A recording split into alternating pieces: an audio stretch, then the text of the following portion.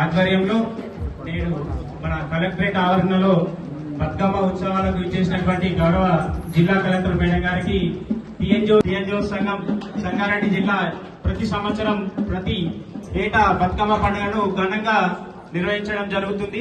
ఈ యొక్క కార్యక్రమాన్ని నిర్వహిస్తున్నటువంటి పక్షాల శుభాకాంక్షలు, ధన్యవాదాలు తెలియజేస్తున్నాను.